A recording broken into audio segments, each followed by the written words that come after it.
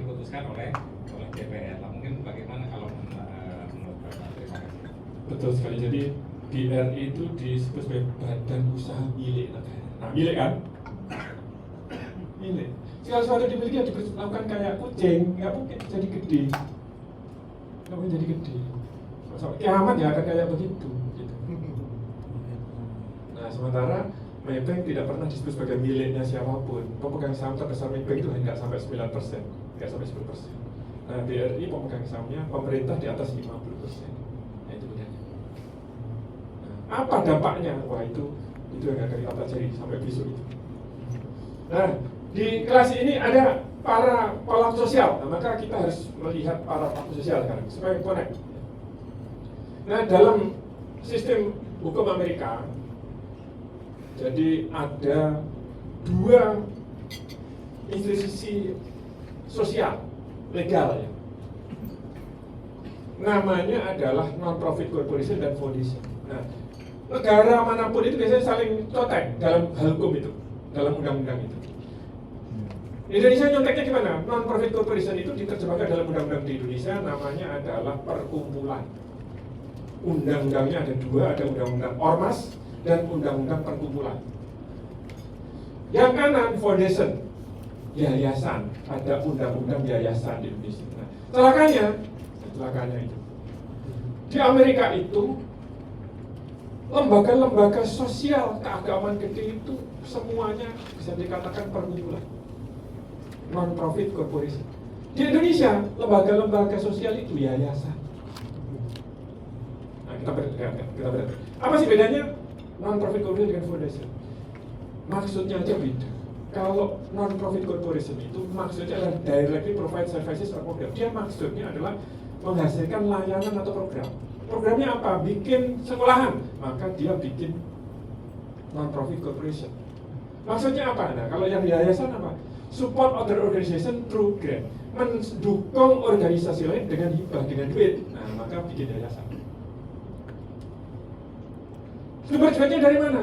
Kalau ini yayasan itu hanya dari biasanya satu penghasil duit, pemberi duit. Nah, contohnya apa? Ada namanya Bill and Melinda Gates Foundation. Duitnya dari mana? Ya dari Bill Gates aja. Kerjanya apa? Bill and Melinda Gates terima proposal dari organisasi sosial lain. Proposal yang bagus itu didanai, cuma gitu aja.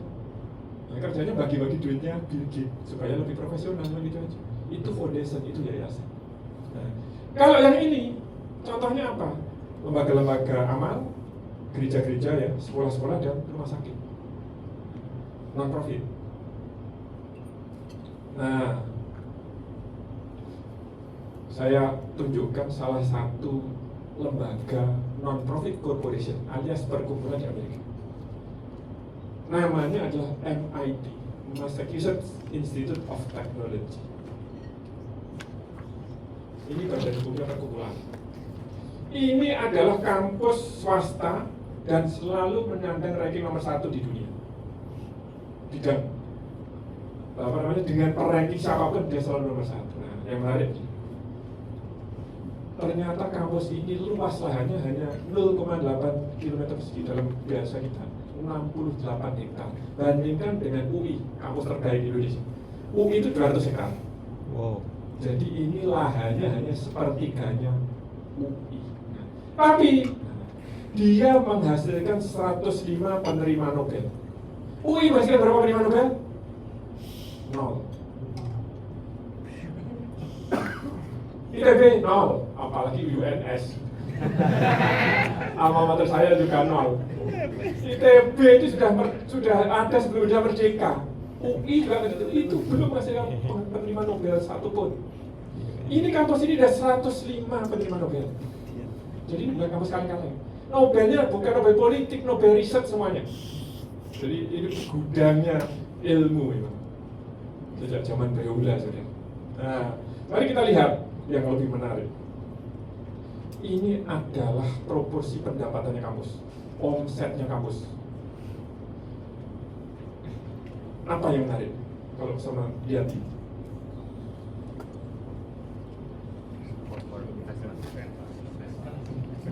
Nah, investment yang paling harus kita cermati yang itu tuition, itu uang SPP. UKT, uang pembayaran murid dengan berbagai macam nama sebutan, atau SPP, UKT, atau uang gedung, atau apapun. Berapa kontribusinya terhadap pendapatan kampus? 8%. Hanya 8%. Bagaimana kalau kampus-kampus di Indonesia swasta terutama? Bisa 90 dan 100 pada umumnya. Itu bedanya. Terbesarnya dari mana? Support from investment. Jadi kampus ini Bapak Ibu sekalian punya aset investasi, punya saham di macam-macam perusahaan, dan kemudian menghasilkan dividen. Dividennya dipakai untuk operasional kampus, dan dia berkontribusi 29% terhadap pendapatan kampus. Beberapa waktu yang lalu ada video viral begini. Ada seorang murid ditegur oleh kepala sekolahnya, ibu-ibu guru itu kepala sekolah, berkerudung itu gurunya. Ketika ditegur karena si murid salah, murid itu jawabnya begini, yang bayar gue kok, yang ribet dulu gitu. Gitu kan. Ini kepala sekolahnya, gurunya aja begitu kan. Bayangkan kalau itu terjadi pada mahasiswa MIT, menetek-netek pada rektor dan mengatakan, Pak Rektor itu jangan macam-macam, yang bayar itu saya. Gimana rektornya ngomongnya kira-kira? Jadi, gue wis maca laporan keuangan durung. Dereng Pak, ya saya baca sih baru ngomong. Begitu dia ngomong, baca ternyata kontribusi seluruh SPP-nya murid itu hanya 8%. Terus si kepala sekolah akan ngomong, gue orang bayar kampus itu ciurit. Terus saya gak percaya ngalih wis gak usah sekolah naik dia gitu. Tapi sekolah-sekolah di Indonesia gak bisa begitu. Sekolah di Indonesia itu transaksional. Guru dibayari murid, ustadz dibayari santri, dosen dibayari oleh mahasiswa. Itu seolah-olah dosen itu menjual ilmu, dibeli oleh mahasiswa dengan bayar. Pertanyaannya, yang namanya investasi, duitnya melarinya kemana kira-kira? Ke perusahaan-perusahaan. Nah, jadi kita bisa melihat apa perannya para aktivis lembaga sosial pendidikan dan keagamaan di Amerika. Mendatangkan duit dari para pendukungnya, karena lembaga sosial itu secara alami akan didukung oleh masyarakat. Nah, kita bisa buka webnya MIT,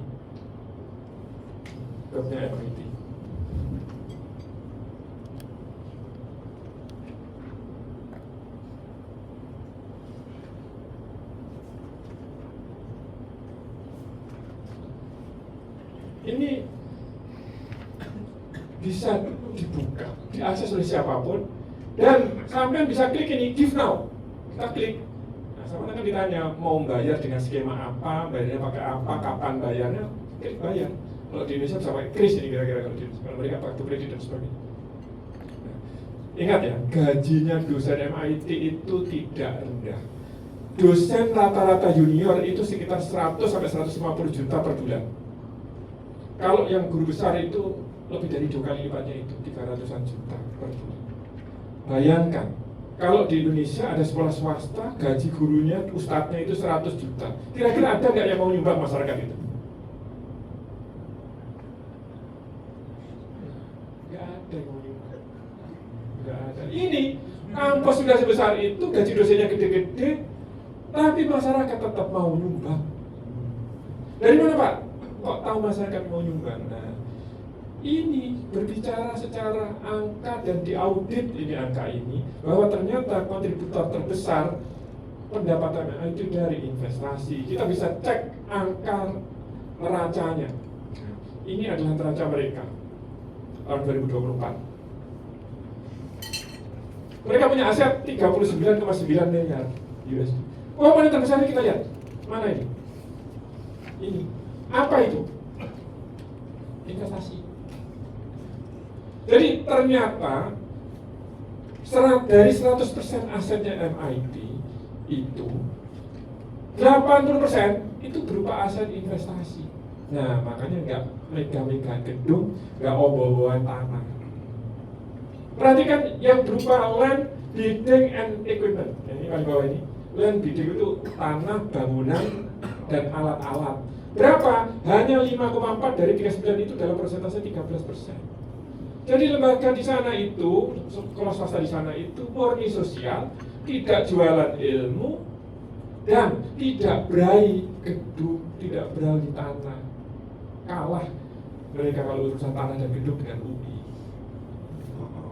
Tapi mereka kemudian berai misi otak. Nah, makanya peraih Nobel 105 sepanjang sejarahnya MIT.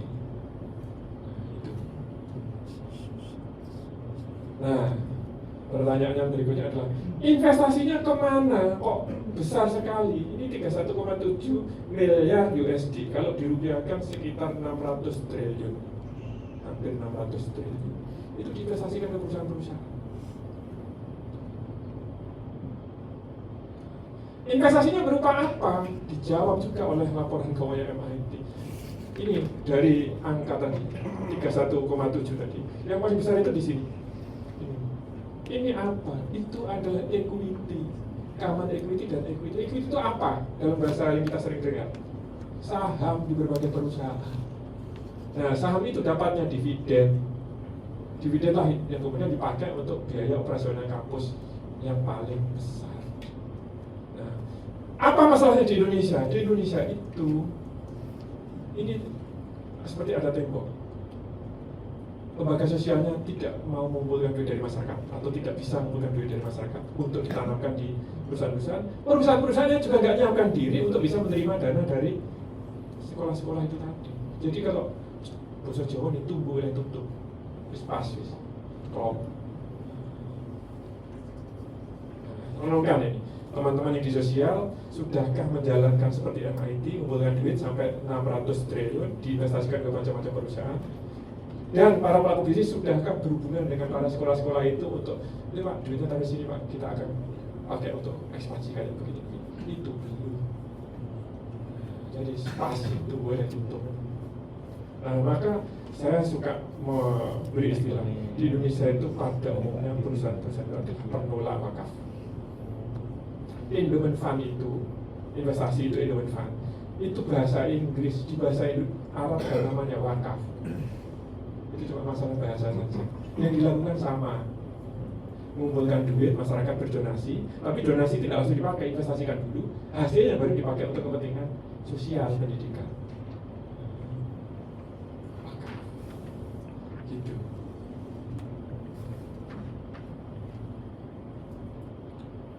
Mari kita lihat pengumpul wakaf top di dunia.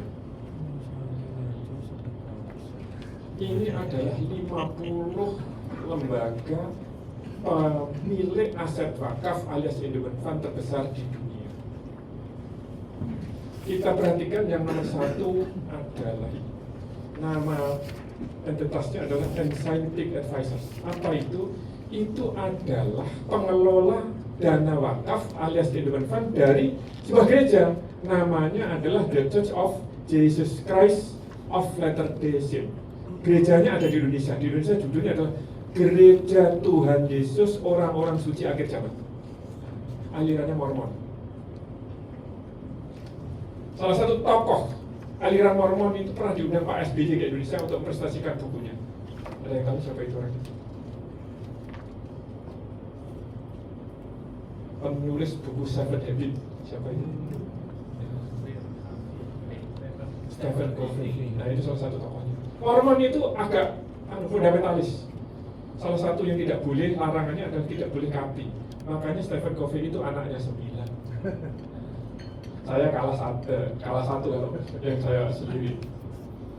Dia anaknya 9. Sudah nambah, tapi instan dari akuisisi.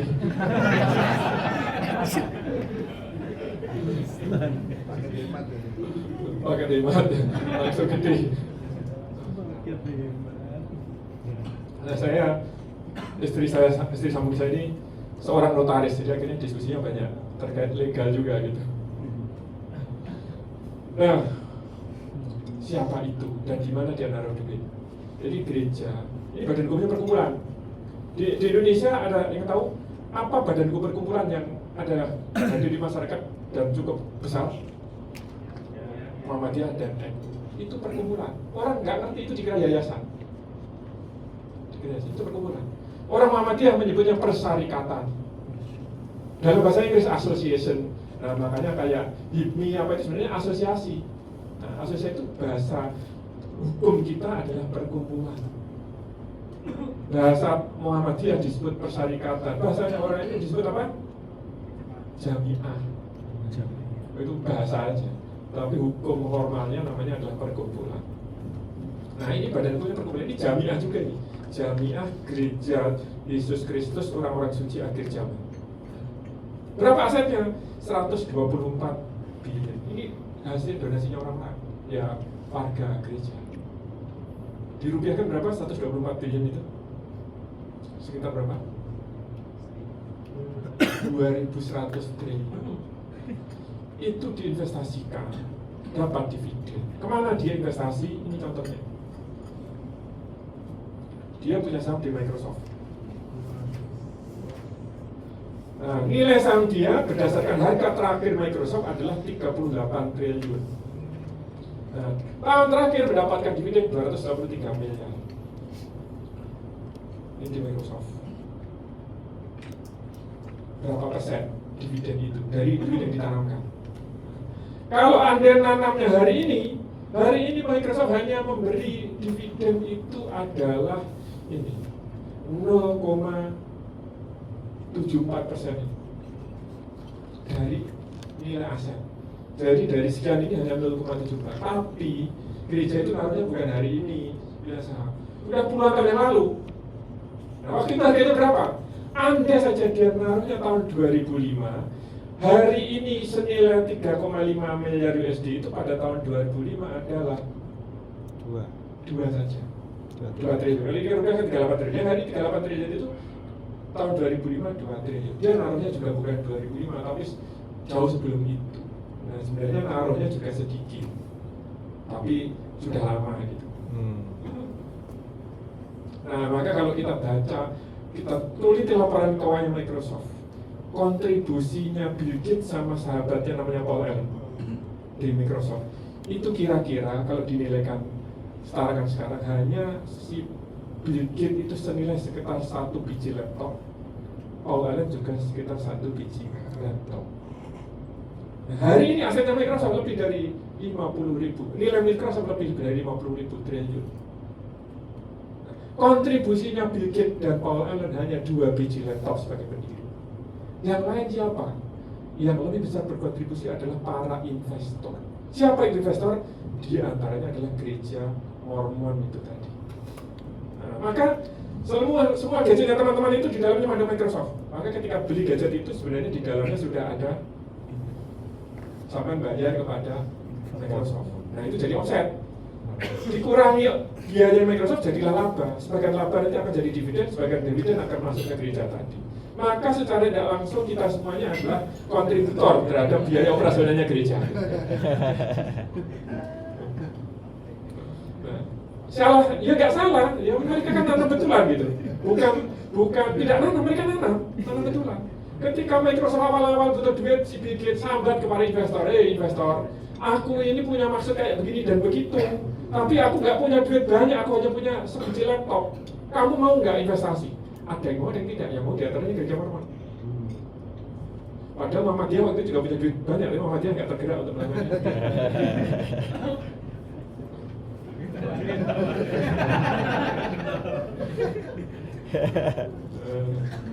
Maka sebenarnya dilakukan oleh gereja Mormon itu seperti nanam jati. Nanam jati kan sudah lebih dari 20 tahun yang lalu, mungkin 30 tahun yang lalu. Maka kesempatan emas nanam jati itu ada 2. Kapan? Ya itu 30 tahun yang lalu itu yang pertama. Nah, maka ketika nanam sudah jadilah kayak begini. Pendapatan dividen gereja Mormon itu setahun kurang lebih 20 triliun rupiah. Itu yang dipakai untuk biaya operasional seluruh gereja mereka di seluruh muka bumi termasuk di Indonesia. Nah, tapi nanamnya sudah lama. Jadi kalau ngomong kepada orang Muhammadiyah, si Mormon apa ini? Bro, kamu jangan ngiri saya. Saya itu nanam jati sudah 30 tahun yang lalu. Sehingga jati saya sudah gede sini.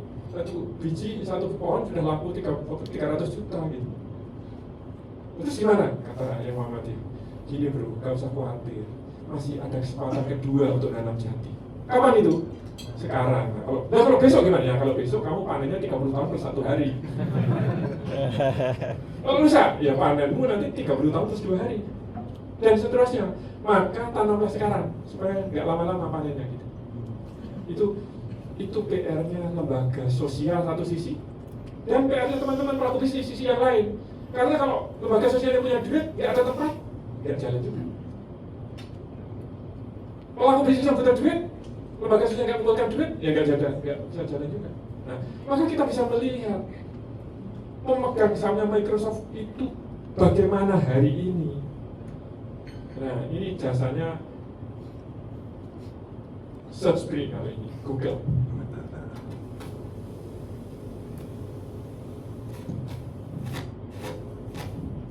Ini pemegang sahamnya Microsoft. Perhatikan. Ini 10 besarnya. Yang paling gede namanya Vanguard. Berapa persen Vanguard? 7. Jadi paling gede itu 7,4%. Di bawahnya itu ada Vanguard Capital. Ini biasanya negara yang berbeda kayak ini. BlackRock. BlackRock itu adalah perusahaan investasi terbesar di dunia. Pendirinya namanya Larry Fink. BlackRock itu bahasa Inggris. Kalau bahasa Arab apa? Hajar Aswad. Hajar Aswad. Itu hari-hari teman-teman lagi pada nyari itu BlackRock itu di Saudi sana. Berapa persen? 5,9. Yang paling bawah itu 1,6. Sahamnya Bill Gates berapa persen? 1,3%, makanya nggak masuk 10 besar. Pertanyaannya, apakah itu terjadi karena Bill Gates pernah menjual sahamnya? Ya, Amerika itu ada aturan, pendiri yang jual sahamnya namanya insider trading, nggak boleh selamanya kalau di Amerika. Jadi bukan karena Bill Gates jual saham, tapi karena Microsoft terus-menerus nyetak saham dibeli oleh para investor. Nah, kalau di Indonesia kita sering exitnya apa gitu? Kapan exitnya? Nah, di Amerika nggak boleh exit itu. Kenapa? Para investor itu mempercayakan perusahaan ini kepada pendiri. Nah, kalau pendiri exit ini kan kepercayaannya didorarkai. Kenapa dia juga nggak pernah berpikir exit? Dividennya aja. Kalau kita baca teliti ya, Bill Gates itu hari ini tiap tahun terima dividen kira-kira 6 triliun. Dia sudah lebih dari 25 tahun terima dividen. Dan dividennya itu nggak pernah dikonsumsi juga, makan duit 6 triliun itu nggak pernah habis kan ya. Investasikan lagi, dan anak beranak pinak nggak karuan. Maka dia kalau donasi 100 triliun itu biasa aja. Itu bukan duit panas ya, dibuang itu tahun ini terima 6 triliun, dibuang langsung dibuang. Itu nggak masalah karena nanti dia terima tahun depan 6 triliun lagi gitu, bahkan lebih. Itu mereka. Paul Allen juga 1,3%. Pelaku bisnis kita tidak pernah berpikir kayak gitu, pengennya di atas 50% sebagai pengendali. Saya pernah diskusi dengan Pak pendirinya IEBF, Pak Happy Tergono. Masih ada, bisa di screenshot itu di grup Telegram. Saya sampaikan begini, Pak Happy menyampaikan begini. Lalu apa? Untuk apa kita susah-susah mendirikan perusahaan kalau akhirnya kita tidak mengontrol? Nah, kan beda kan? Mindsetnya beda. Amerika, perusahaan tidak untuk dikontrol, perusahaan untuk dibesarkan.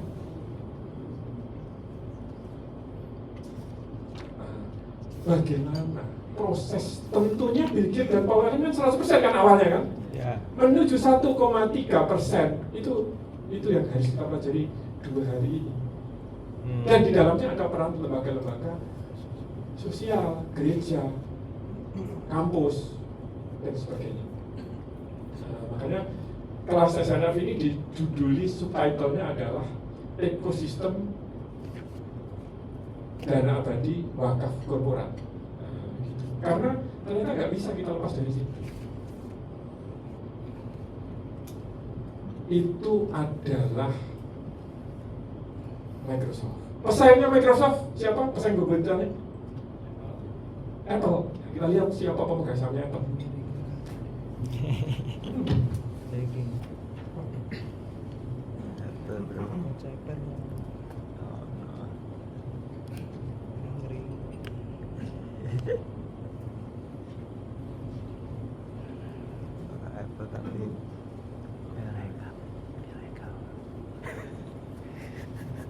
Inilah 10 pemegang saham Apple. Baca dan ingat namanya. Sama nggak dengan tadi? Kenapa kok sama? Karena investor itu punya rumus jangan taruh telur pada satu keranjang. Sehingga kalaupun misalnya Vanguard itu ada peluang di Microsoft, habis itu ada peluang lagi, dia nggak akan pernah ngambil itu.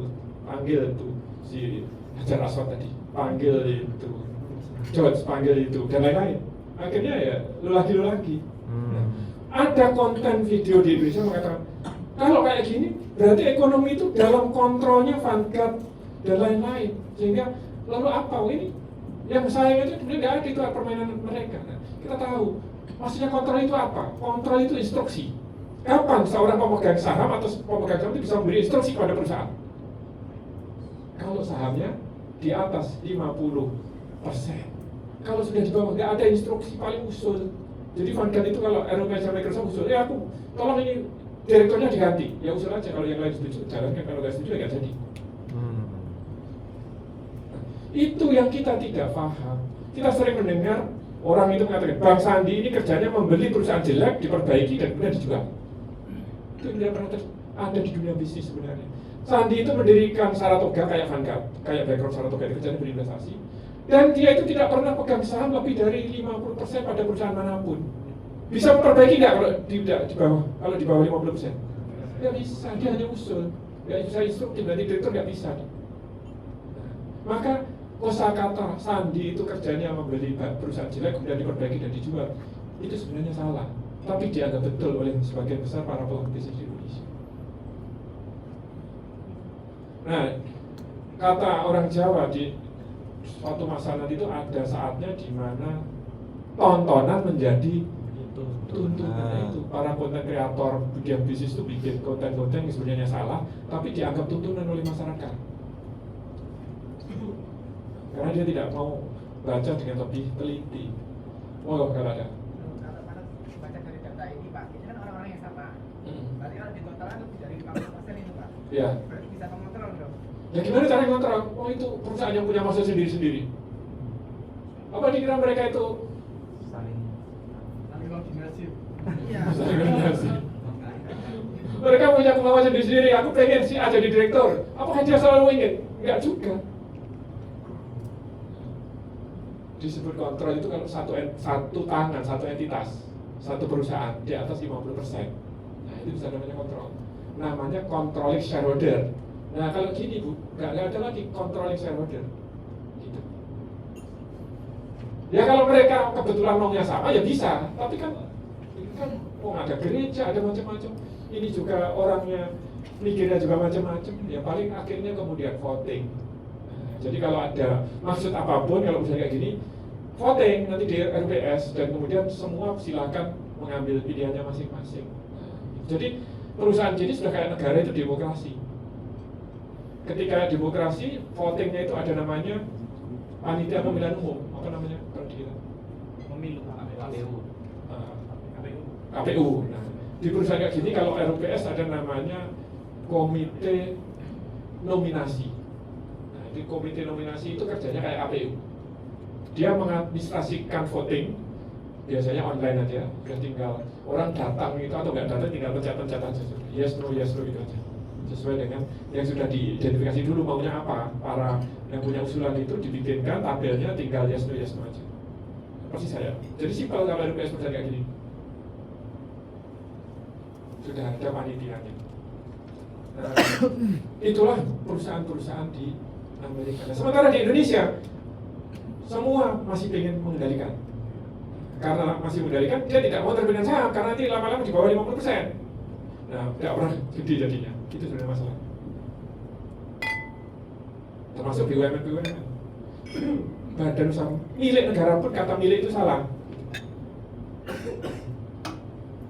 Tapi karena masyarakat kita itu semuanya masih kayak begitu, dan kemudian masyarakat itu punya wakil di dewan, dan dewannya juga masih mikirnya kayak gitu, maka jadilah Indonesia kayak sekarang ini. Jadi kalau siapa yang salah ketika ternyata Indonesia tidak bisa berkontribusi cukup kepada ekonomi dunia, ya sebenarnya salah kita semuanya. Maka poin penting yang harus kita tanamkan dari hari ini, sama nanti tidak boleh lagi sejak ini mengatakan saya pemiliknya perusahaan ini, saya ownernya perusahaan ini. Kata-kata seperti Zuckerberg, saya foundernya Meta, saya pendirinya Meta. Ya kalau Zuckerberg kan ngomongnya kan disebut founder bukan owner. Ya ada ownernya Meta. Karena Meta adalah mukalaf tadi. Semua orang tahu bahwa Didit itu anaknya Prabowo, tapi tidak ada satupun yang mengatakan Didit itu miliknya Prabowo. Semua orang tahu bahwa Bobby itu miliknya Prabowo dan memang dikatakan itu miliknya Prabowo. Nah itu bedanya. Maka perusahaan perlakukan seperti Didit, jangan seperti Bobby. Nah, gitu. Itu pesan yang paling basic. Dan nanti akan kita pelajari apa konsekuensinya manakala kita sudah memperlakukan perusahaan sebagai legal entity alias sebagai mukalaf. Nah, ini adalah investinya Gereja Mormon salah satu. Siapa lagi? Nah ini, McD. Dia punya saham, nilainya kayak gitu, dividennya seperti itu. Maka kalau teman-teman makan ke McD, nah jadi omset, jadi laba, jadi dividen, masuk gereja. Jadi teman-teman ikut juga berkontribusi membayari para pendeta di Gereja Mormon itu. Dari para marbotnya gereja. Masalahnya adalah para pelaku bisnis Indonesia tidak mau berpikir kayak McD. Dia bahkan bikin restoran apa ditulis tidak buka catatan. Saya adalah pemiliknya resto ini. Nah tidak selesai itu. Itu bedanya. Ada lagi. Ini ada di dompetnya hampir semua teman-teman di sini. Kalau buka dompetnya pasti ada logonya ini. Bisa. Dan setiap transaksi menggunakan kartu yang ada di dompet teman-teman itu, maka akan ada omset bagi Visa dan kemudian akan jadi laba dan kemudian akan jadi dividen dan dividennya masuk ke gereja itu tadi. Gereja itu kalau saya hitung di laporan pajak dia punya saham di lebih dari 1.700 perusahaan dan perusahaan itu hadir di sini semuanya. Di sini nggak akan muncul kayak gitu karena ada hambatan besar baik dari kacamata para pelaku bisnisnya maupun dari kacamata para pelaku sosialnya.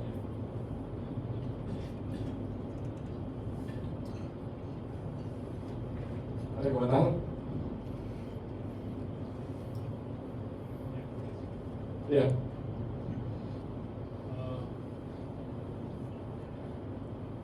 Kalau saya melihat beberapa yayasan kita, saya ada pengalaman di beberapa yayasan sampai sekarang, itu sebenarnya sudah mulai sadar dengan kondisi ini. Kemudian kita investasi di beberapa perusahaan. Sekitar mungkin 2015 itu saya sudah menyampaikan ke beberapa pembina. Itu solusinya adalah kita investasi di perusahaan yang sudah sustainable.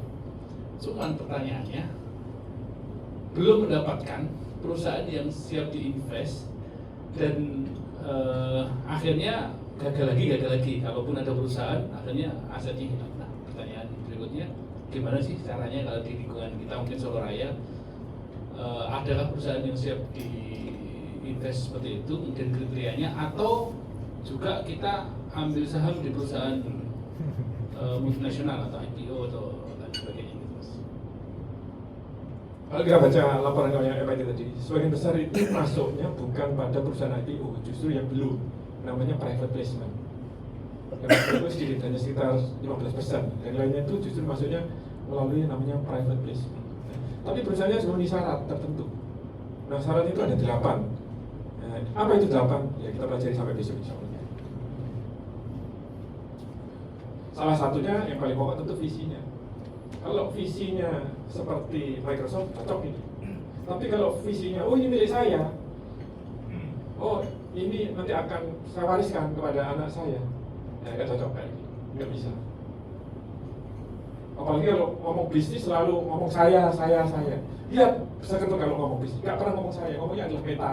Jadi meta itu menjadi makhluk hidup. Nah, maka nanti teman-teman pelaku bisnis hindari ngomong saya. Tapi omongkan nama perusahaannya. Kalau saya ngomongnya nggak boleh. Saya harus SNF mau ini. Bukan, saya mau ini, saya mau itu. itu yang jadi begini, ilmu itu keluarnya melalui kosakata, ilmu keluarnya melalui diksi kalau dalam bahasa Indonesia. Pilihan kosakata, kalau pilihan kata kosakata kita masih iman saya, ya berarti belum corporate mindset.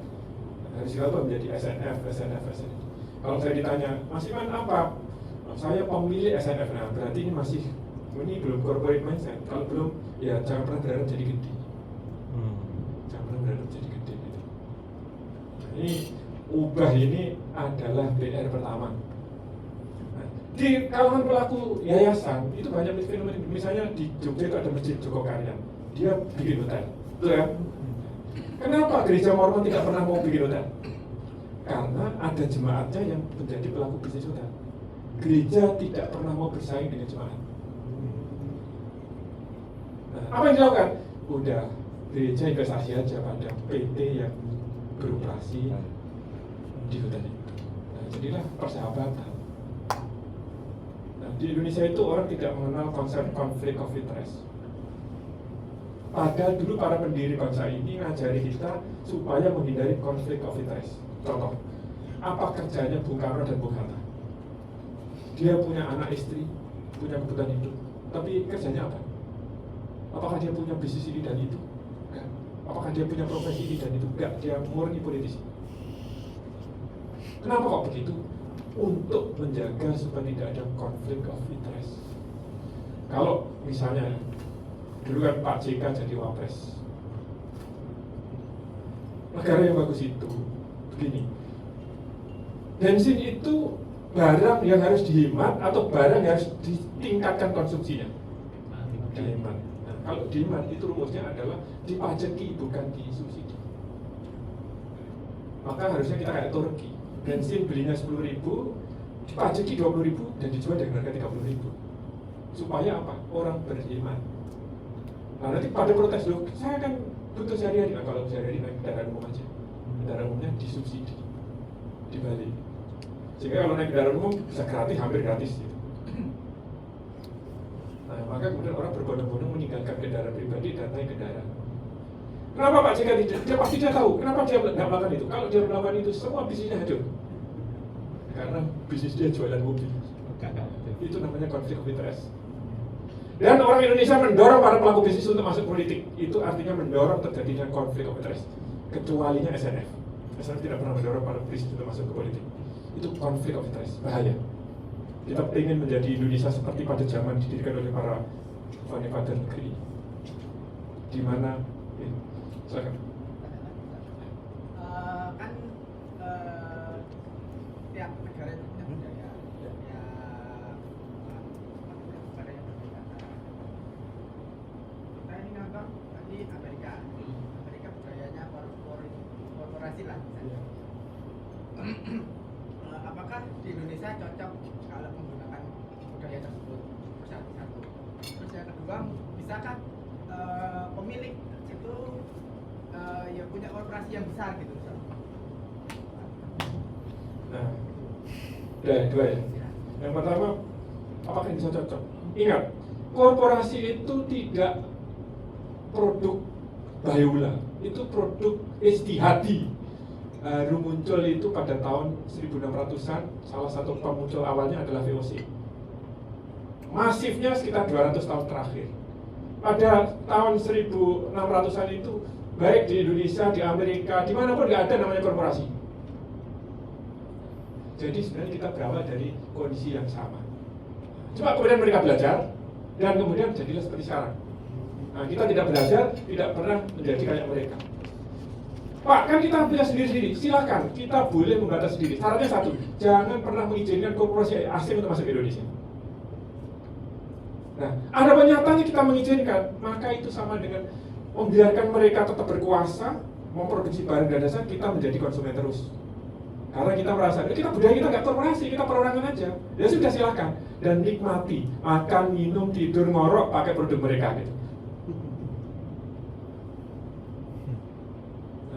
Kecuali kita mau kayak Korea Selatan,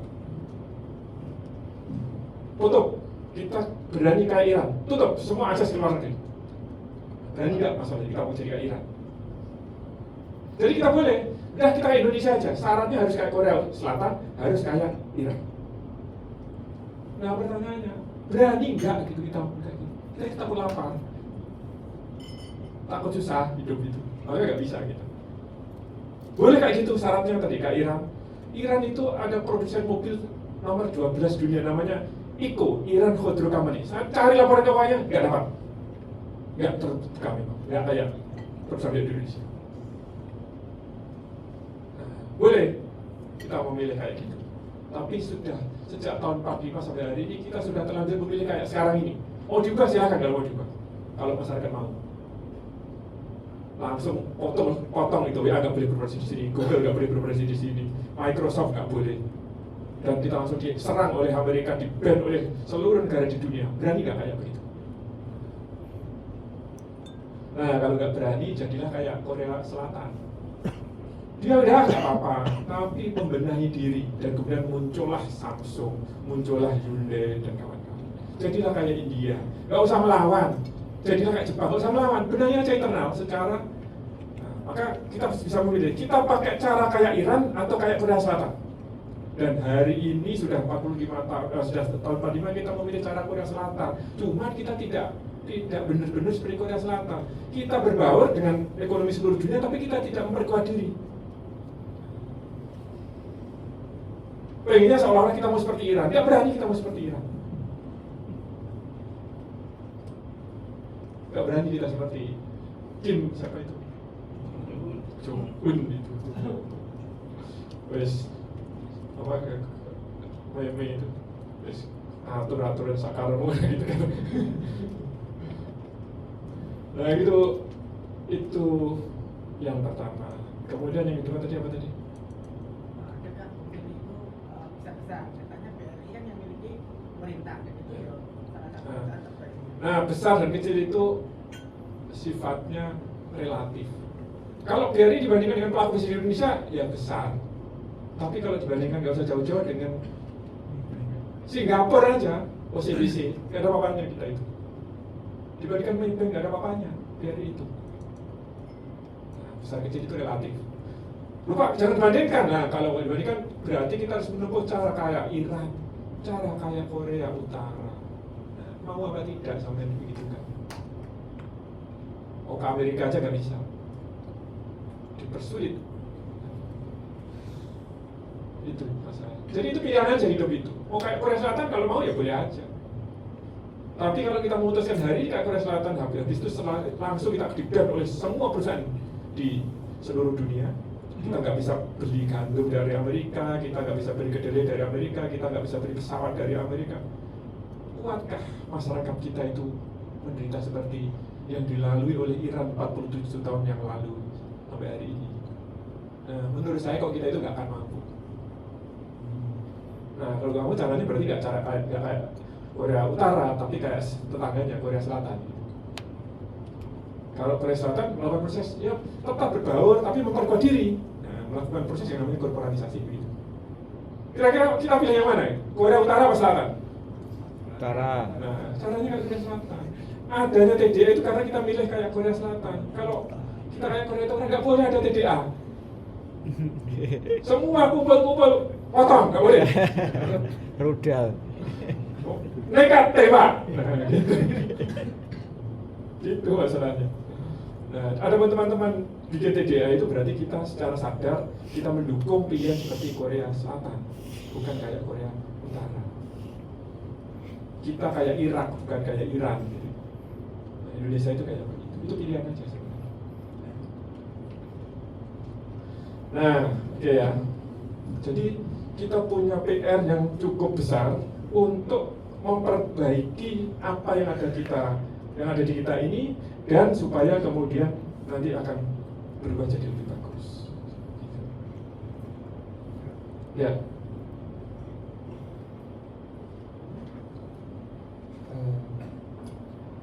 Mungkin lah kaitannya dengan tidak membuka saham Ya. itu mungkin bagian dari ini yang diterima bahwa tadi Pak Iman itu bilang tentang konsep biaya modal itu mungkin kalau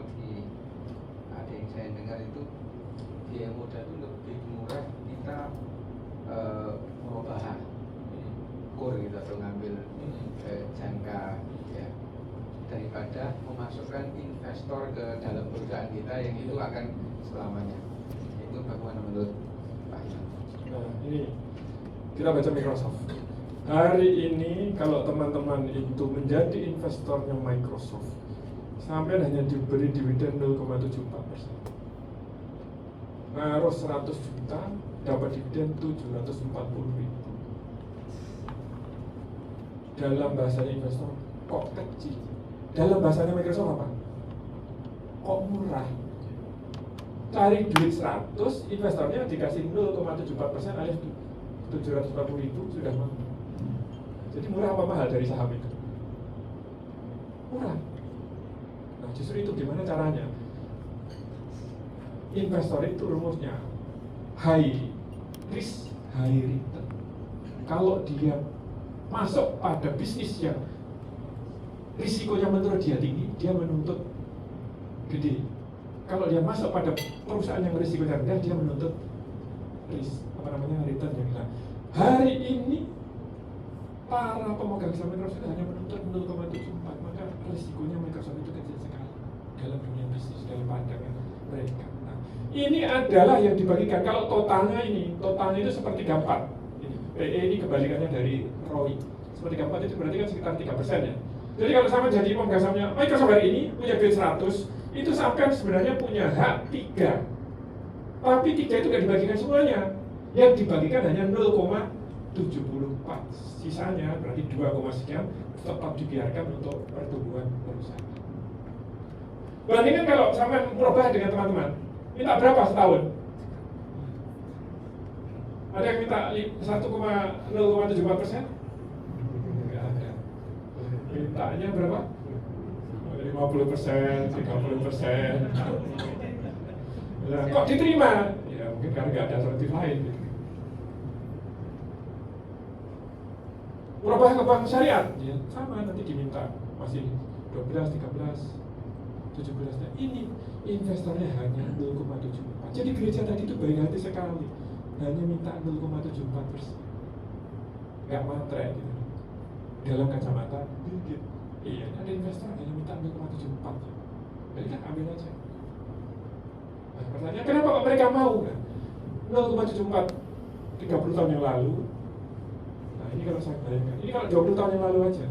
Kalau dia naruh 20 tahun yang lalu, tahun 2005, duit yang hari ini nilai sekian itu hanya 2 triliun. Nah, dapat dividen sekian itu dibagi 2 triliun 14%. Jadi sebenarnya ROI-nya dalam kacamata investor 20 tahun yang lalu itu bukan 0,74%, bukan 3%, tapi 14% dividennya. Itu yang diterima. Totalnya lebih dari itu, 3 kalinya itu kira-kira. Jadi totalnya sekitar 40 atau 50% yang dibagikan 17%. Itu kalau 20 tahun yang lalu. Kalau masuknya 40 tahun yang lalu, bukan lagi itu 14%, bisa jadi sudah 50-100%. Gitu.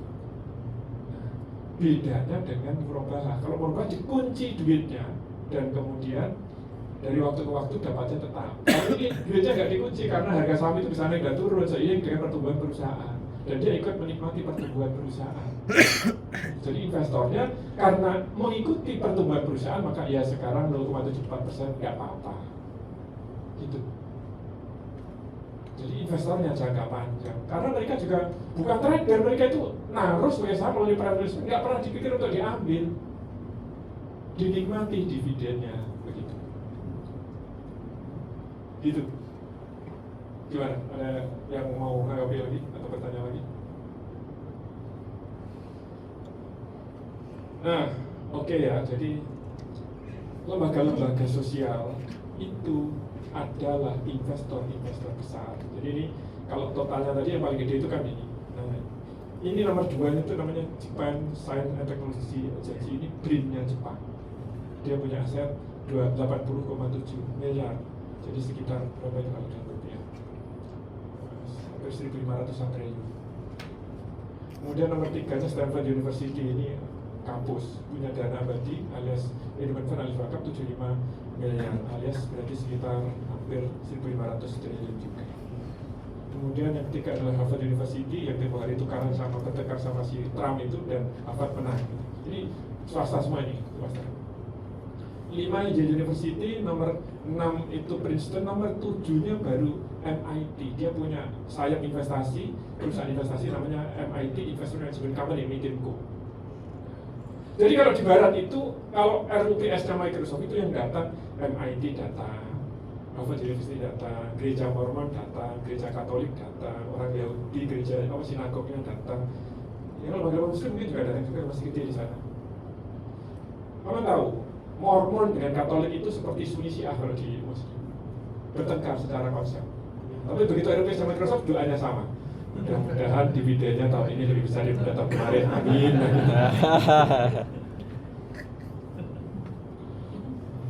Nah, itulah yang menyatukan Amerika dengan berbagai macam latar belakang. Di Indonesia, coba kalau terjadi ada sebuah perusahaan didirikan oleh teman-teman TDA, NU ikut RUPS, Muhammadiyah RUPS, Salafi ikut RUPS, Persis ikut RUPS, Jamaah Tabligh ikut RUPS, terus yang Kristen juga ikut RUPS. Nanti doanya sama, mudah-mudahan dividennya lebih besar dari tahun kemarin, amin. Itu nggak bertengkar kalau udah kayak gitu. Itu yang kita nggak muncul. Nah, tapi teman-teman sudah belajar, nanti habis ini ada kita pelajari tekniknya gimana menjadi kayak begitu. Itu yang paling penting. Nah, dari ini yang dari kalangan muslim nggak banyak. Dari 50 itu yang dari kalangan muslim hanya 2. Yang pertama ini, saya besarkan supaya kelihatan. Oh ini lebih kelihatan ini, lebih jelas dari beruntungan yang dipakai. Ini yang muslim ini, nomor 12 ini. Kaos itu King Abdullah University of Science Technology di Saudi. Punya dana abadi 23,5 miliar dana wakaf mereka. Berikutnya ada ini, Auqaf. Ini BWI-nya Saudi, punya 11,2 miliar. Lainnya semua non muslim. Hanya 2 yang kali muslim. Nah, ya, pakai mic supaya lebih bisa didengar yang lain. Silakan. Cek. Mungkin masalah istilah ini. Jadi kalau endowment fund mungkin bisa diartikan di Pak Iman tadi kan wakaf. Cuma salah satu tantangan di wakaf itu kan bagaimana nilai itu tetap ada. Nah, kan padahal yang namanya perusahaan itu kan ada kerugian-kerugian kan, tidak bisa selalu utuh seperti itu. Kira-kira penjelasannya seperti apa menurut Pak Iman? Nah, itu menarik. Saya buka wakaf webnya BWI. Ini webnya BWI. Kata BWI, dan saya juga setuju. Secara umum tidak terdapat Al-Quran yang menerangkan konsep wakaf secara jelas. Bahkan secara letterlek, kata wakaf itu tidak disebut di Quran dan hadis. Qurannya begitu, hadis sama menurut BWI. Hadis juga tidak pernah menyebut letterlek. Jadi wakaf itu adalah istilah yang diberikan oleh para ulama fikih, bukan istilah yang ada di Quran dan hadis. Itu sebenarnya artinya. Kenapa kalau zakat kok dijelaskan yang wajib berzakat kayak gini, hitungannya kayak begini, penerimanya ada 8 asnaf, kalau di luar itu nggak boleh terima, amilnya hanya sekian. Zakat begitu, tapi wakaf tidak. Jadi wakaf itu gini, misalnya saya ini punya uang 10 miliar, terus Mas Dahlan, Nazir, saya ngomong Mas Dahlan, saya ini mau berakaf sama kan Nazir, oke, saya punya duit 10 miliar, saya akan wakafkan ke Nazir yang sama pimpin, tapi saya punya syaratnya apa? Investasikan, seperti sama berinvestasi, nanti kalau sudah menerima hasil 60% kasihkan anak saya, cucu saya, yang 40% untuk silahkan mau dipakai apa? Pertanyaannya, boleh nggak saya bertanya kayak gitu kepada Mas Dahlan? Boleh nggak? Kalau sahabat mengatakan nggak boleh, ya sudah nggak jadi. Dosa nggak saya? Enggak, oh itu sudah. Kalau nggak pesawat nggak jadi sih. Udah khusus anak saya aja. Ada namanya wakaf mustarok secara fikih. Boleh saya wakaf mustarok? Atau misalnya saya punya kebun ini, saya wakafkan. Tapi saya punya syarat. Nanti kalau panen, yang 55% kasihkan anak saya, cucu saya. Yang 45% silakan dikelola. Boleh nggak?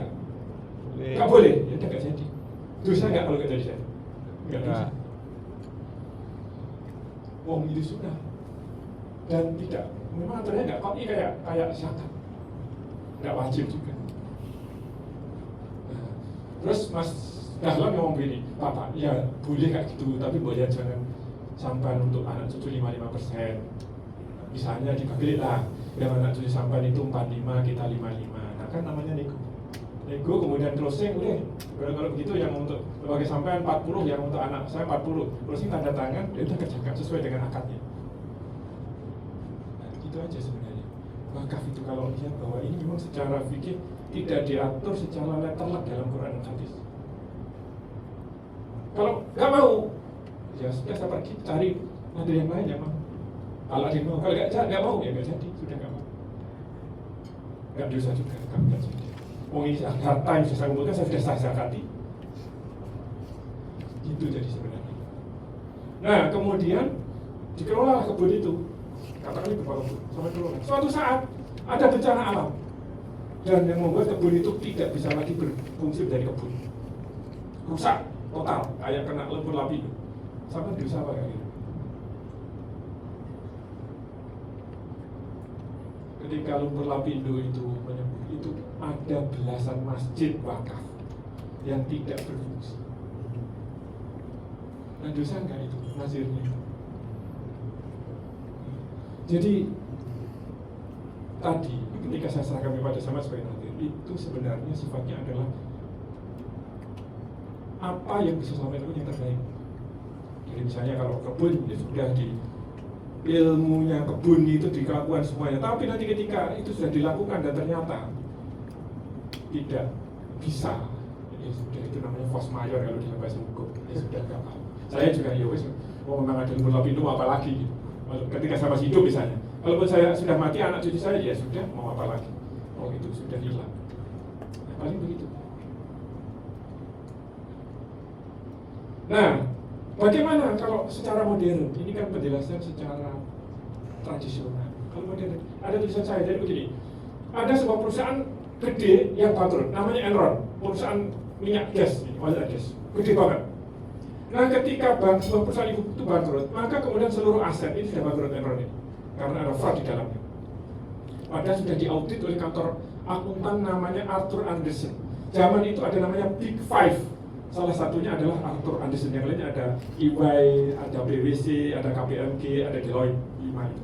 Nah hari ini, 5 ini sudah nggak 5 lagi, disebut Big Four. Tidak lagi Big Five, tapi Big Four. Tidak ada Arthur Andersen. Kenapa? Ketika mengaudit Enron, Arthur Andersen sudah beri opini, ini laporannya wajar tanpa perkecualian. Ternyata kemudian dibuktikan di pengadilan bahwa direkturnya melakukan fraud. Nah, berarti apa dalam kacamata investor? Oh, ternyata Arthur Andersen nggak bisa dipercaya untuk melakukan audit. Sejak hari itu seluruh kontrak terhadap Arthur Andersen oleh para perusahaan-perusahaan tadi dibatalkan semuanya dan Arthur Andersen pilot. Maka sekarang tinggal 4. Nah, salah satu pemegang saham ketika Arthur Andersen, ketika Enron pilot itu adalah sebuah kampus di Amerika namanya University of California. Dua-duanya kebetulan laporannya ada. Nah, saya sudah telusuri. Ternyata total asetnya University of California wakaf tadi itu endowment fund yang ditanamkan kepada Enron itu adalah 0,33% dari total aset. Jadi kalau ibaratnya dia punya 100 juta, yang ditaruh situ hanya 330.000. Nah, begitu perusahaan itu pilot, nanti akan dikuasai oleh namanya kurator. Tugasnya memiliki aset dan dijual. Nanti kemudian dibalikan kepada para pemegang saham. Utang-utang selalu dibayar, kemudian sisanya dikembalikan kepada para pemegang saham. Ketika dikembalikan, kemudian bisa menambah duit pada University of California tadi, dan akhirnya total yang hilang hanya 0,22% dari total aset. Dari tadi 0,33, yang 0,11 dibayar kembali dari kurator, sisanya tinggal 0,22. Pertanyaannya, apakah itu merugikan University of California Endowment tadi? Ya jelas merugikan, tapi hanya 0,22%. Padahal return dia tahunan itu rata-rata 7%. Nah, jadi tahun itu dia turun returnnya dari 7% menjadi 6,88%. Bahaya nggak bagi kampus? Nggak ada. Nah, maka tugasnya para pengelola dana abadi alias wakaf itu adalah jangan pernah taruh telur pada satu keranjang. Taruhlah pada ratusan ribuan perusahaan, nanti kalau itu pahit ya hilang 0,2%, oke lah, biasa aja. Nah, yang bisa dilakukan adalah itu sebenarnya. Jadi kalau mengelola tanah, nggak boleh tanahnya itu ada pada satu lokasi, harus di macam-macam, nanti kalau ada kena rumput lapindo ya sudah nggak apa-apa. Gitu sebenarnya. Nah, sistem itu yang harus kita pelajari sedemikian rupa sehingga sebenarnya kalau kita baca secara matematis gitu, sebenarnya wakaf itu kalimat besarnya, kosakata besarnya adalah infak. Zakat itu disebut infak juga. Surat Al-Munafiqun itu wa anfiqu mimma razaqnakum min qabli ayyatiya ahadakumul maut fayaqula rabbi law akhartani ila ajalin qarib fasaddaqtu wa akun minas sholihin. Jadi ini menarik sekali. Jadi orang itu kalau mati menurut ayat ini tidak pernah menyesal tentang sholatnya, tidak pernah menyesal tentang puasanya, tidak pernah menyesal tentang birrul walidaynya. Yang disesali adalah tentang hartanya. Nah, di ayat ini kalau orang mati itu akan ngomong pada ya Allah, kasih waktu saya aja. Untuk apa? Itu sama seperti harta belum saya wakafkan, belum saya infakkan. Nah, dia kalau orang ngomong begini, kalau kasih waktu saya, kenapa saya tadi belum sholat duha, nggak ada begitu. Yang disesali adalah tentang hartanya. Nah, maka ketika orang mati itu hati-hati kalau masih punya harta yang belum diinfakkan. Nanti akan menyesal.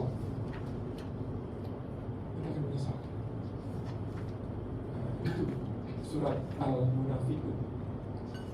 Nah, maka infak itu ada dua, ada yang wajib namanya zakat, ada yang sunnah namanya disebut sedekah sama wakaf. Apa bedanya sedekah dengan wakaf? Sama-sama sunnahnya. Cuma kalau wakaf itu dikasihkan tidak untuk langsung dikonsumsi, dikelola dulu, diinvestasikan, hasilnya baru dikonsumsi. Kalau sedekah dikasihkan langsung dikonsumsi. Maka dalam hal ini wakaf dengan endowment fund itu secara aliran aset, secara pengelolaan aset sama persis. Yang beda apa? Ya niatnya masing-masing. Itu salah satu yang beda. Di antaranya ya ada perbedaan yang lain. Nah, maka di antara infak itu ada namanya wakaf. Nah, ada yang menarik. BPI mengatakan karena masyarakat Indonesia itu wakaf itu selalu tanah pada umumnya untuk 3M apa? Masjid, makam sama madrasah. Maka kata BWI bisa di googling ini datanya. Ada lebih dari 42.000 hektar tanah wakaf di Indonesia yang nganggur.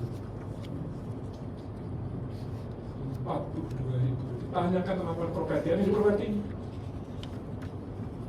42.000 hektar itu kira-kira duit berapa? Saya udah ngitung itu dengan harga yang rendah aja sekitar 2.000 triliun lebih. Itu kan. Maka apakah sampai mau berwakaf tanah lagi? Artinya akan nambah lagi daftar tanah wakaf yang kan. Itu pun yang sudah tercatat, masih banyak yang belum tercatat oleh BWI. Karena apa? Properti itu kalau berlebih akan jadi tempat jin membuat anak. Kemudian itu nggak boleh berlebih. Di Jakarta itu kalau sampai jalan di Jalan Gatot Subroto ada Menara Saidah namanya. 28 lantai, gedungnya bagus di tempat strategis dekat MRT, dekat LRT. Jadi apa sekarang? Jadi tempat jin buang anak itu. Orang sudah nggak mau masuk ke situ. Itu properti. Maka kemudian ada yang punya ide, kalau begitu tahan, jangan wakaf properti lagi, wakaflah produktif. Maka muncul misalnya dompet duafa itu kumpul ke dana wakaf bikin rumah sakit. Apakah ini solusi? Perusahaan itu bidang apapun itu akan menjalani proses kayak begini. Bidang apapun ya akan menjalani proses seperti ini. Berdiri habis itu langsung rugi.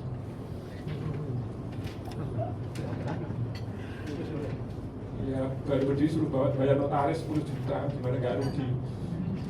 Ini dan itu belum dapat omset kan, belum ada omsetnya kan? Nah apalagi mendirikan rumah sakit. Mendirikan rumah sakit itu beda dengan resto. Kalau sampai bikin resto, satu resto karyawannya 10. Nanti kalau sudah jadi 2 resto jadi 20. Kalau 3 jadi 30. Kalau rumah sakit nggak bisa begitu. Sampai ditanya oleh Kementerian Kesehatan, kamu mau bikin rumah sakit tipe apa? Tipe C, oke. Kalau tipe C ya, sediakan dokter sekian, dokter umum sekian, dokter spesialis sekian, perawat sekian, apotek sekian, rumahnya harus ada alat ini dan itu. Ada pasien, nggak ada pasien itu harus ada. Apa akibatnya? Rugi. Nah, itu rugi rumah sakit itu bisa bertahun-tahun. Nah, rugi ini bisa 5 tahun, dan 10 tahun. Saya bilang kalian itu sejarahnya rumah sakit pernah rugi juga di atas 15 tahun, 16 tahun. Pertanyaannya, kalau dana wakaf jadi rumah sakit terus rugi, nombokinnya pakai apa? Gak dinomboki, tutup rumah sakit itu, perawatnya nggak mau kerja di situ, gak digaji. Dokternya nggak mau kerja di situ, cabut itu SIP-nya. Berarti harus nombokinya pakai apa? Gak ada dana wakaf. Wakaf katanya tadi nggak boleh hilang, pakai nombokin rugi bertahun-tahun. Pakai dana infak, ya masa orang berinfak suruh nombokin rumah sakit. Itulah kenapa pengelola dana abadi gede-gede tidak pernah menjadi operating company. Karena prosesnya panjang. Dia hanya masuk sebagai pemegang saham, itu pun minoritas pada saat perusahaan posisi scale up. Scale up itu nomor berapa? 1, 2, 3, 4, 5, 6. Ada 6. Itulah kenapa gereja tidak mau bikin bisnis hotel, pasti ada ruginya. Kenapa nggak pernah mau bikin minimarket? Nah, umat Islam pernah mengumpulkan duit 200 miliar kurang lebih bikin minimarket namanya 212. Itu ketika itu awal saya sudah nulis. Ada Surabaya yang ngomong ini. Nah, ikut duit gak hilang, potong duit itu. Nah, gitu. Karena rumusnya bisa apapun itu akan menjalani rugi itu aja. Kalau ada pejuang di situ bisa nombokin rugi maka selamat. Kalau nggak ada pejuangnya, tewas hilang dan itu 200 gereja 212 sudah hilang. Karena nggak ada yang mau berjibaku untuk nombokin ruginya baik dengan tenaga, pikiran maupun duit. Nah, operasi merah putih. Dulunya ada KUD sudah seperti itu. Ya itu pulang KUD saja. Ya siapa yang memang mau berjibaku bertahun-tahun? Kalau Mas Fahri mendirikan Sokda mau berjibaku, ya wajar kan? Dia punya maksud tertentu. Nah, orang kerja di operasi merah putih ada yang berjibaku begitu, bertahun-tahun dengan susah kayak begitu. Ya ada yang mau kayak gitu, ya biasanya tutup kayak gitu. Itu sudah bisa diganti. Terlepas dari aspek politik, itu kita murni ngomong aspek bisnis saja. Siapa yang berjibaku kayak begitu? SNF berat, ya saya sebagai pendiri berjibaku habis-habisan. Kalau perlu kaki jadikan kepala jadi kaki, siang jadi malam, malam jadi siang, nggak peduli. Dicela orang, disikapi awamnya orang, ya itu resikonya sebagai pendiri. Anak-anak protes, istri protes, ya udah resikonya sebagai pendiri. Nah, yang kayak itu yang kemudian dihargai oleh para investor tadi dengan duit yang mengalir gitu. Dan gereja tadi sadar aku nggak ada zamanku yang bisa kerja ya Mas Fahri yang habis-habisan bertahun-tahun itu dia terbukti baru sekarang aja.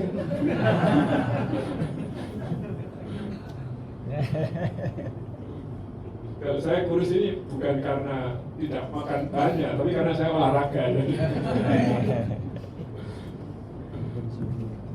Nah, itu yang harus kita pelajari. Jadi nanti ini sebenarnya hari ini kita pelajari berdiri, rugi, BEP, laba, RPD dan nanti akan scale up. Di sini muncul investment company kayak Saratoga maupun endowment fund.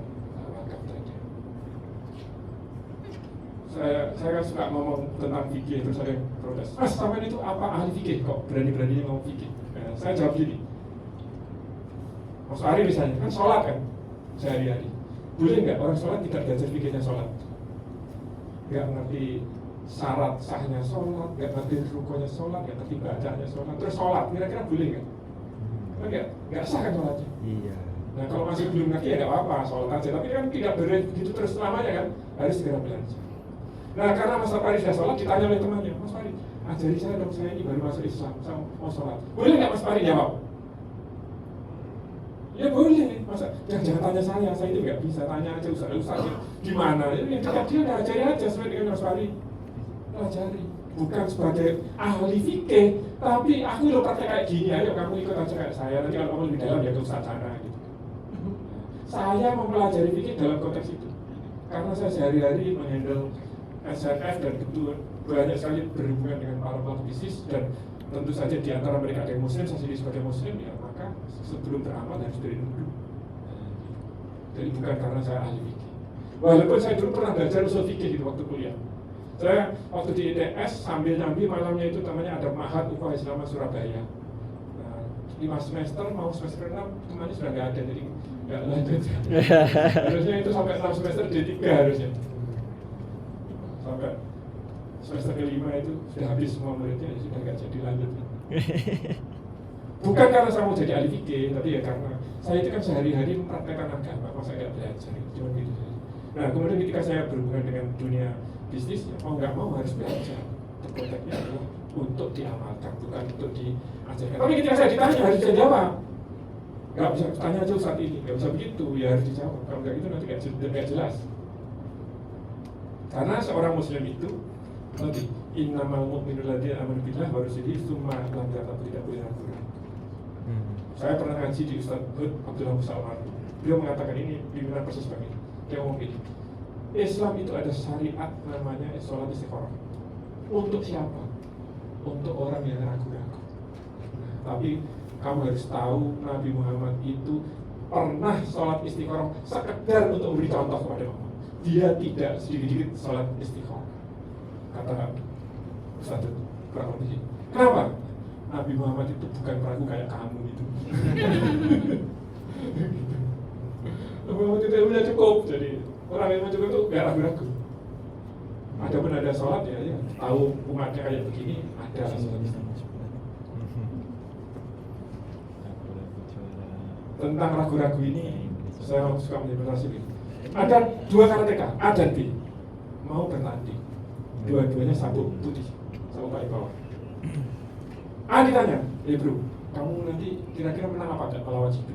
Jawabnya begini, saya nggak ngerti, saya yang penting sudah bekerja keras, sungguh-sungguh saya berdoa, menang kalah saya serahkan kepada Allah. Si B ditanya, jawabnya sama, saya sudah kerja keras, saya sungguh-sungguh, menang kalah saya serahkan kepada Allah. Nah ini tanyanya salah, jangan nggak ada B, tanyakan kepada si C, siapa itu pelatihnya mereka berdua. Dan D itu pelatihnya A, D itu pelatihnya B. Tanya pada C, nah, kalau lihat ini, potong tangan saya kalau agak menang. Yakin kenapa? Dia pelatih, dia sabuknya kuning. Nah kemudian C dan D bertanding, sesama sabuk kuning. Ditanya, jawabnya sama kayak A tadi. Gimana? Bro, kamu nanti menang? Nggak ngerti, serahkan pada Allah. Jadi iya sama. Tanyanya salah. Tanya harus kepada pelatih mereka berdua itu. Nanti jawabnya akan yakin. Nah, tapi nanti dalam hidup itu di atas langit ada langit. Ada orang pada titik tertentu pasti akan ragu-ragu, ya nggak ngerti aku. Nah, tapi ragu-ragunya sabuk putih berbeda dengan ragu-ragunya sabuk kuning.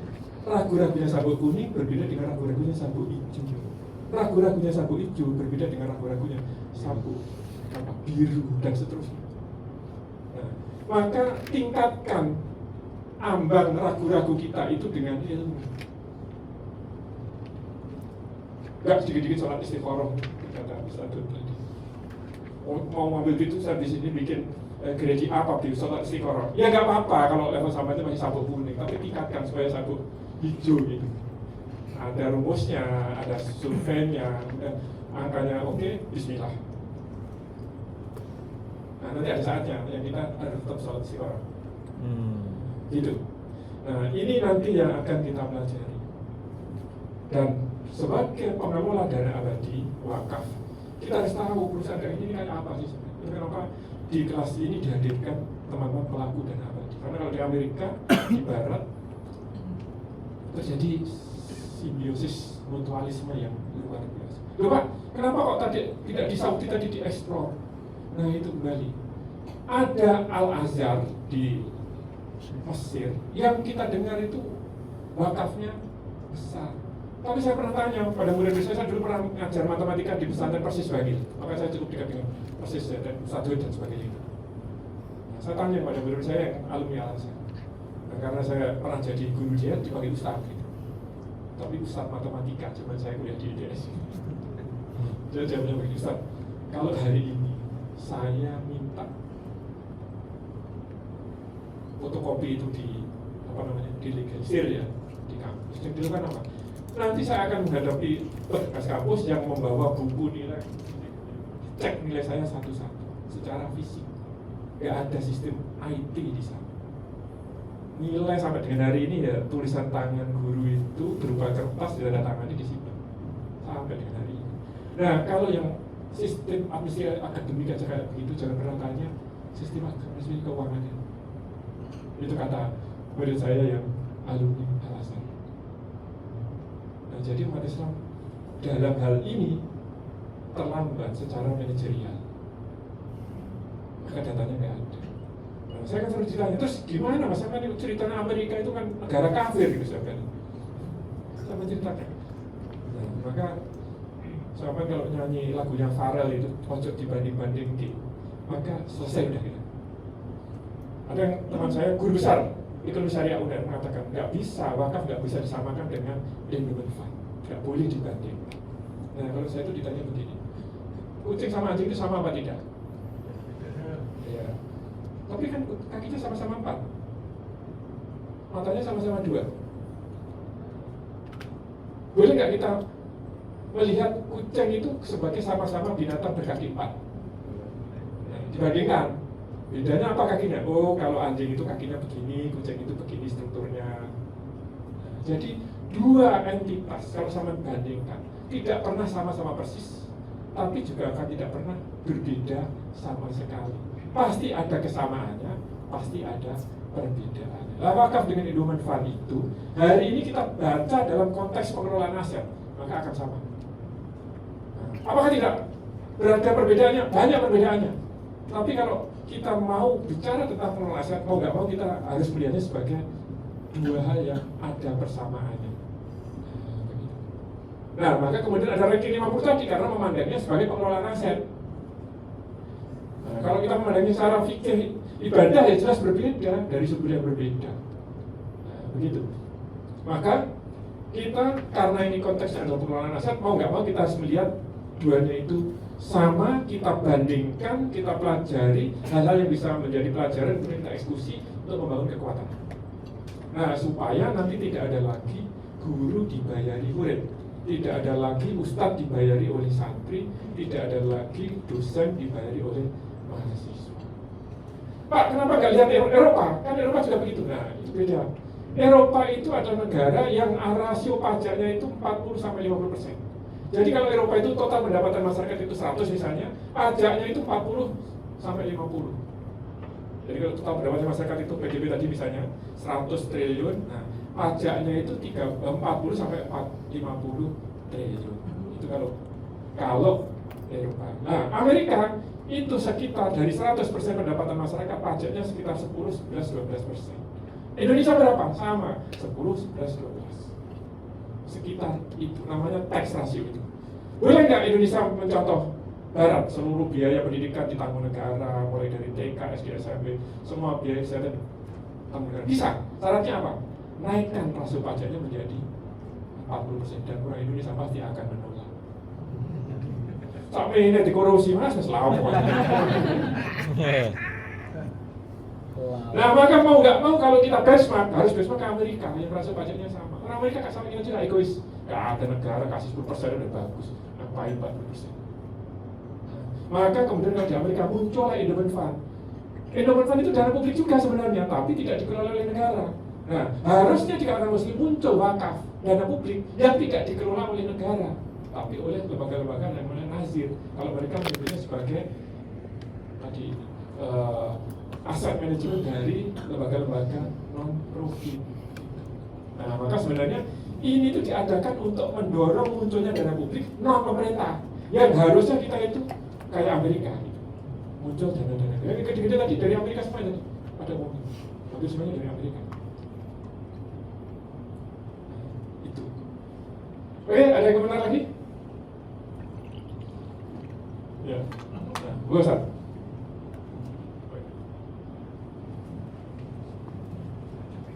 Bismillahirrahmanirrahim. Assalamualaikum warahmatullahi wabarakatuh. Minta maaf ini tadi terlambat. Saya mencoba mengikuti arah pembicaraan ini. Pertama berkaitan dengan wakaf ini. Jadi pengelolaan wakaf diinvestasikan ke dalam corporate.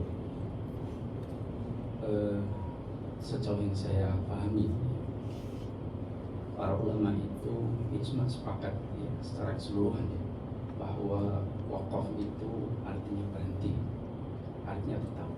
Maka menjadi perdebatan ketika harta wakaf itu diinvestasikan dalam sebuah perusahaan, karena secara istiqra para ulama kemudian mengambil dari berbagai macam dalil, baik dari Al-Quran maupun di dalam Sunnah, memang tidak disebutkan secara jelas, secara tekstualnya jelas, tetapi dari pendalaman telaah dari berbagai dalil itu para ulama sepakat bahwa akad itu penting, bahwa misalkan ketika akadnya adalah sedekah, infak, zakat, itu akan menjadi perbedaan konsekuensi hukumnya.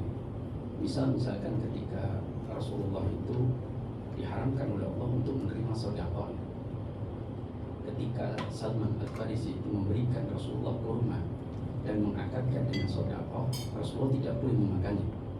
Tetapi ketika diakadkan hadiah, itu Rasulullah memakannya.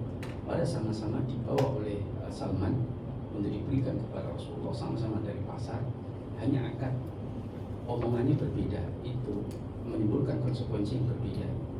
Maka para ulama sejauh saya tahu itu ijma bahwa wakaf itu tidak boleh menempatkan pada sesuatu yang membahayakan. Tadi dicontohkan misalkan kalau saya punya kebun, saya serahkan kemudian untuk dikelola, pasti akan kemungkinan juga akan mengalami kerugian. Tapi pokoknya itu adalah harus dijaga. Misalkan kebun itu tidak boleh dijual, tidak boleh dihibahkan, tidak boleh diwarisi, tetapi hasilnya kemudian diberikan. Maka para ulama mempersyaratkan bahwa akad wakaf itu haruslah sesuatu yang bisa menghasilkan sebuah manfaat. Kalau ia tidak bisa menghasilkan sebuah manfaat, maka tidak diperbolehkan. Wakaf itu akadnya itu adalah wakaf, karena wakaf itu dijaga agar pokok dari harta yang diwakafkan itu tetap tidak pada posisi yang berbeda.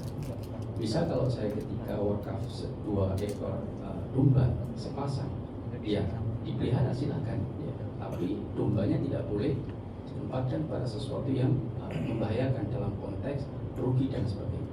Dipelihara antara dia mati atau mengalami sakit dan sebagainya, maka itu nggak ada masalah karena di luar kemampuan seseorang. Tapi kalau kemudian tahu bahwa misalkan harta itu diwakafkan, kemudian diinvestasikan, itu menjadikan harta itu kan dalam perusahaan itu bisa rugi bisa untung itu. Nah ini yang kemudian menjadi pokok persoalan pembahasan para ulama, apa ini bisa atau tidak. Makanya beberapa ulama kemudian menyampaikan dimunculkanlah asuransi.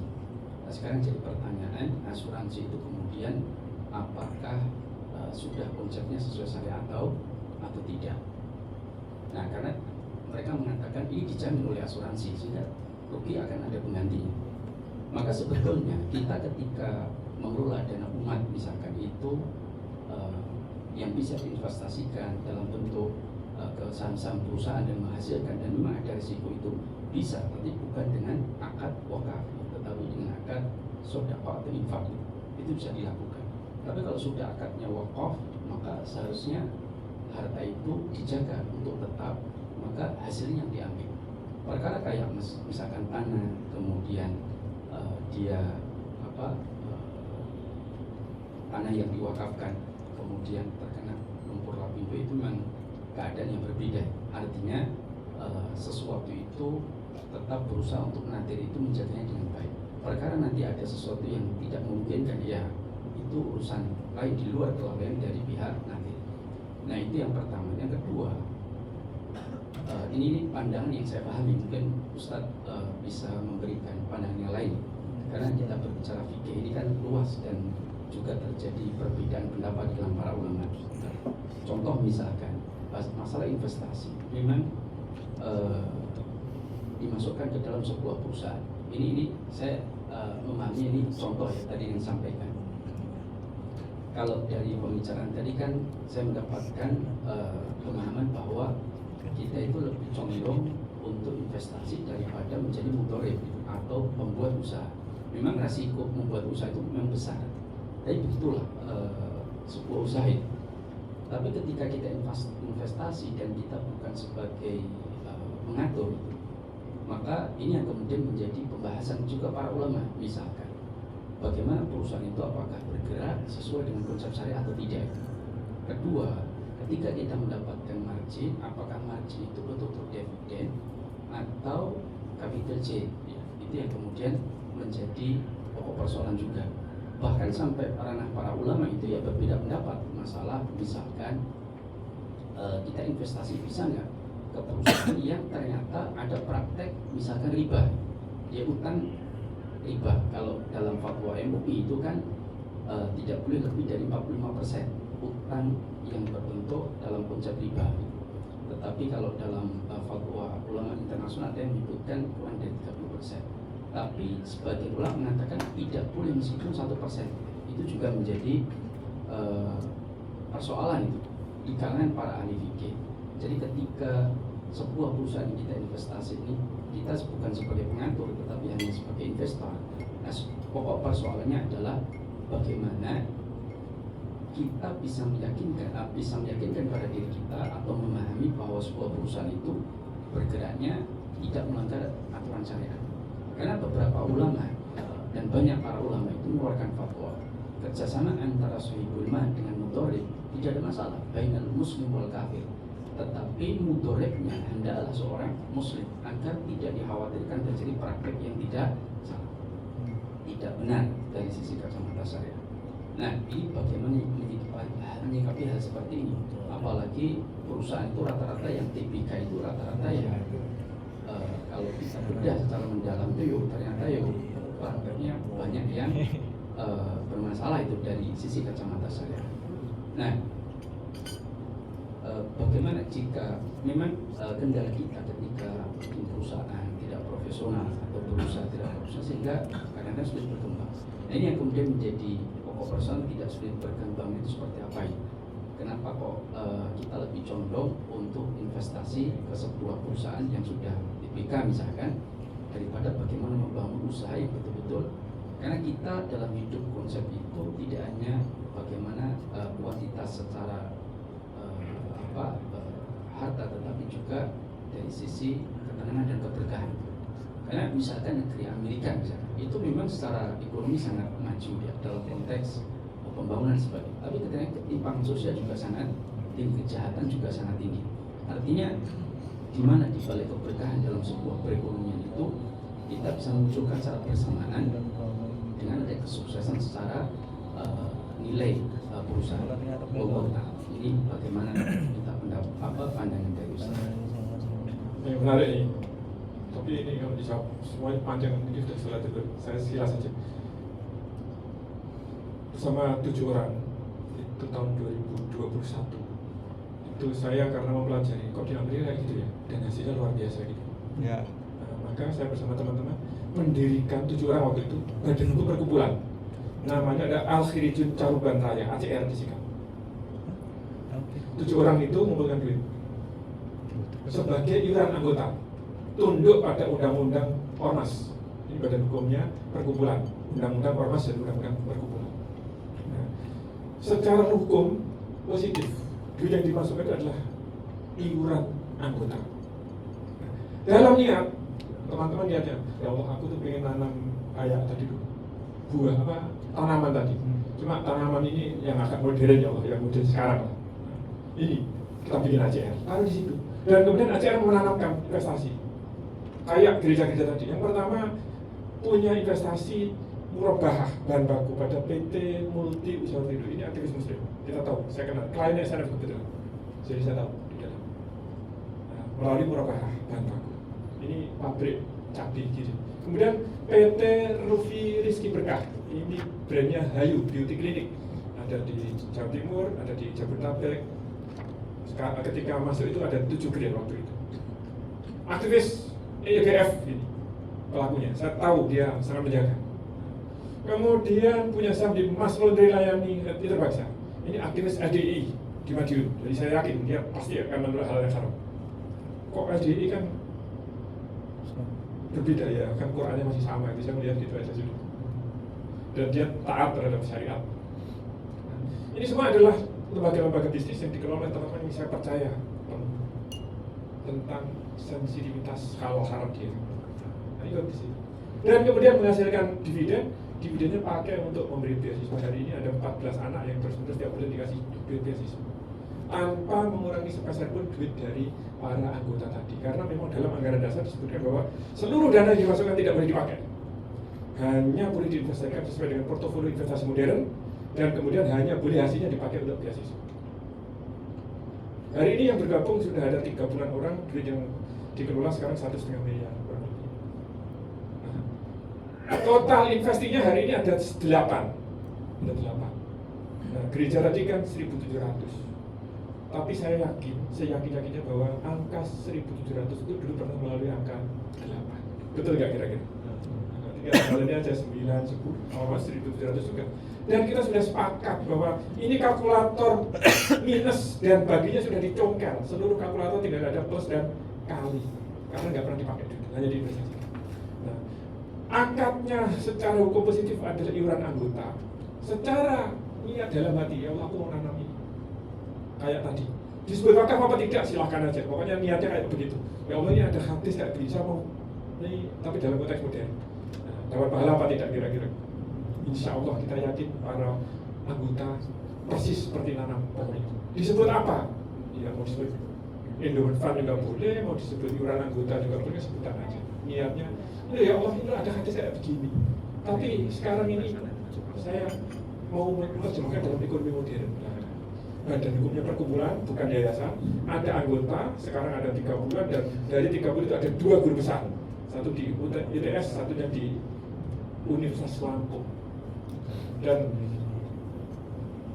karena kita ini para aktivis, kita punya sensitivitas halal-haramnya yang cukup apa namanya ya, sensitif juga gitu, sehingga kita tidak pernah mau menginvestasikan pada perusahaan-perusahaan yang haram dalam segala aspeknya yang kita tahu. Nah ini kira-kira dari ini mau disebut wakaf apa tidak, monggo silahkan. Tapi kita sendiri tidak pernah menyebutnya secara legal wakaf, karena kalau disebut wakaf harus tunduk pada undang-undang wakaf. Dan undang-undang wakaf kita itu tidak paham investasi modern. Makanya kita tidak mau ikut undang-undang wakaf. Loh Pak, berarti kan tidak tunduk undang-undang, tunduk tapi undang-undang ormas, undang-undang perkumpulan. Kenapa juga tidak tunduk pada undang-undang zakat? Ini bukan zakat. Bukan disebut infak juga enggak juga kalau secara legal. Nah, kenapa harus begini? Nah, supaya kita juga tidak dijerat oleh undang-undang pengumpulan dana sosial, namanya POB. Nah, kita tidak mau tunduk pada 3 undang-undang karena mindsetnya tidak kenal investasi modern. Tiga-tiganya. Nah, maka kita memilih untuk tunduk pada undang-undang ormas dan perkumpulan. Nah, gimana memperlakukan duit iuran anggota ya terserah ormas itu. Muhammadiyah mengumpulkan duit dari anggota Muhammadiyah suka-suka aja Muhammadiyah. Untuk apa ya sesuai dengan anggaran dasarnya Muhammadiyah. Nah, ini mengumpulkan duit dari anggota suka-suka aja. Gak ada undang-undang yang harus mengontrol kayak undang-undang wakaf. Yang penting sesuai dengan anggaran dasar. Anggaran dasarnya karena ini ikut undang-undang ormas sudah disahkan oleh negara. Nah, gitu aja sebenarnya. Mau disebut apa? Mau wakaf sendiri Quran hadis juga tidak pernah disebut ya, dan ini disebut diniatkan aja untuk kayak nanam pohon. Nah, itu oleh teman-teman. Dan ini insya Allah nanti akan terus membesar. Karena dulu juga kita tidak pernah nyangka ada 1,5 miliar. Sekarang ada 1,5 miliar gitu. Nanti kalau sudah kira-kira 100 miliar, 200 miliar, kalau 1 triliun gitu, nah negara pasti menjadi ada makhluk kayak gini, kayak di Amerika ini. Nanti kita bikin regulasinya aja kalau gitu kita sesuaikan. Nah, nanti akan begitu. Nah, ketika itu mungkin kita akan jadi nazir nanti ketika itu. Oke, tapi nggak tahu. Ya, nanti sekarang kita tidak pernah melanggar undang-undang, tidak pernah melanggar syariat. Investasi juga tidak pernah melanggar syariat. Itu jawaban terhadap macam-macam pertanyaan yang kalau dijelaskan Amerika biasanya ditolak, dijelaskan Saudi nggak ada datanya, dijelaskan Indonesia apalagi gitu. Nah, insya Allah kalau saya itu yakin secara fikih, segala perbuatan manusia itu pada dasarnya dibagi menjadi dua. Ada yang sifatnya mahdoh, ada ghairu mahdoh. Nah, kalau mahdoh itu rupanya satu, semua perbuatan itu adalah haram kecuali yang diperintahkan. Sama nggak boleh bikin sholat terdugi gitu, nggak ada perintahnya. Jumat kliwon, sholat cuma dulu nggak ada perintah. Tapi kalau itu sifatnya ghairu mahdoh, sama bikin apa saja, silakan, yang penting nggak ada larangan. Nah, nggak ada larangan bikin perkumpulan, nggak ada larangan investasi kayak begini, ya sudah kita jalankan aja. Itu saya melihat dasar. Nah, perkara ini detailnya bisa dikritisi, lihat anggaran dasarnya, lihat bagaimana kita mengelola, bisa dikritisi, haram apa tidak, melanggar ini apa tidak. Nah, kita para pendiri yakin, seyakin-yakinnya, karena untuk berbuat sesuatu kita harus summa lam yartabu. Kita harus tidak boleh ragu-ragu. Summa lam yartabu itu berarti kan ada proses sebelumnya kan, sampai kemudian kita tidak ragu-ragu. Dan Quran sendiri menyebut dirinya itu dzalikal kitabu la raiba fihi. Ini Quran tidak ada keraguan. Jadi teksnya tidak ada keraguan, orangnya tidak ragu-ragu. Jadilah amalannya bagus. Ini udah waktunya zuhur, nanti sholatnya di mana panitia? Ada musola di bawah. Nah, jadi mohon nanti ada yang jadi muadzin supaya seperti di masjid itu, supaya kita bisa sholat antara adzan dan iqamah, dan kemudian ada imamnya. Saya yakin banyak yang bisa jadi imam di sini. Jadi langsung kita sholat dulu supaya bisa bareng-bareng sholatnya, supaya bisa jamaah. Nanti makanya setelah ini saya berikan kepada Baik, terima kasih Pak Iman. Alhamdulillah teman-teman sudah nggak terasa, sudah setengah hari kita belajar bersama. Saya yakin masih banyak pertanyaan-pertanyaan dari teman-teman ya, baik itu closing ataupun pertanyaan yang baru. Tahan dulu, ya kan? Nanti insya Allah kita akan masuk lagi kurang lebih 1 jam.